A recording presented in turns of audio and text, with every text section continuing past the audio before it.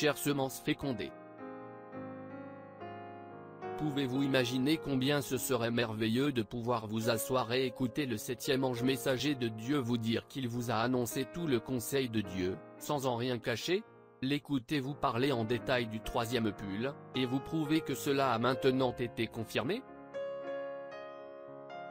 Vous dire que Dieu a créé des écureuils par la parole. Exactement comme il a créé un bélier par la parole pour Abraham.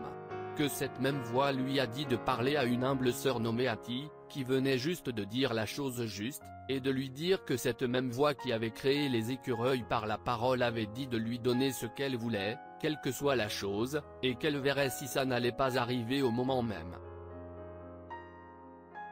Vous dire qu'un jour, alors qu'il était à la chasse dans les régions sauvages avec ses amis, une puissante tempête s'est élevée et allait le forcer à partir. Mais que Dieu lui a parlé de bouche à oreille et a dit, « J'ai créé les cieux et la terre. J'ai apaisé les vents violents sur les mers. » Vous dire qu'il s'est levé d'un bond et qu'il a enlevé son chapeau, alors que cette voix lui a dit, « Parle simplement à la tempête, et elle cessera. Quoi que tu dises, c'est ce qui arrivera. » Il n'a jamais remis cette voix en question. Il a plutôt parlé et dit, « Tempête, arrête-toi. Et, toi, soleil, brille normalement pendant 4 jours, jusqu'à ce que nous soyons partis d'ici. » Il venait à peine de le dire que le grésil, la neige et tout le reste se sont arrêtés. L'écoutez vous dire qu'un instant plus tard, le soleil chaud brillait dans son dos. Les vents ont changé de direction et les nuages, comme quelque chose de mystique, se sont élevés dans les airs et quelques minutes plus tard, le soleil brillait. Vous dire ensuite que 16 ans avant même que cela soit manifesté, Dieu lui a montré qu'il y avait un kyste sur l'ovaire gauche de Sœur Branham, et pourquoi c'était placé là. Vous dire qu'ils ont prié et prié pour que Dieu enlève cela. Qu'ils ont ensuite reconnu que c'était simplement Dieu qui testait leur foi. Ensuite, juste avant que cela ne doive être enlevé par chirurgie, il parlait à Dieu et lui disait combien elle avait été une épouse merveilleuse pour lui. Qu'elle ne s'était jamais plainte qu'il ne soit jamais à la maison. Qu'elle avait toujours tout préparé pour lui, quand il voulait aller à la chasse pour se détendre et parler au Seigneur. Et à ce moment-là, il a entendu quelque chose dans la pièce. Alors qu'il levait les yeux, cette voix a dit, « Lève-toi » et lui a dit, « Maintenant, quoi que tu dises, il en sera ainsi. » Il a attendu 1 minute, puis il a dit, avant que la main du docteur ne la touche, la main de Dieu enlèvera la tumeur, et elle ne pourra plus être retrouvée. Une fraction de seconde avant que la main du docteur ne la touche, elle a été guérie. Le docteur lui a dit, « Je veux vous rassurer, Madame Branham, cette tumeur n'est pas là. Vous n'avez pas de tumeur. » Comme la parole du Seigneur est parfaite. De l'entendre vous dire qu'il n'y a plus de doute dans son esprit, qu'il sait ce qu'est le 3e pull, et qu'il sait ce que cela fait. À son avis, ce sera quelque chose qui mettra en mouvement la foi de l'enlèvement, pour le départ. Nous dire d'être respectueux, de rester bien tranquille, car l'heure viendra bientôt où Dieu fera de grandes choses pour nous. Quand ce moment-là viendra, quand la pression viendra, alors ce que nous aurons vu temporairement, nous le verrons se manifester dans la plénitude de sa puissance. Nous aurons cette grande bénédiction ce dimanche, à midi, heure de Jeffersonville.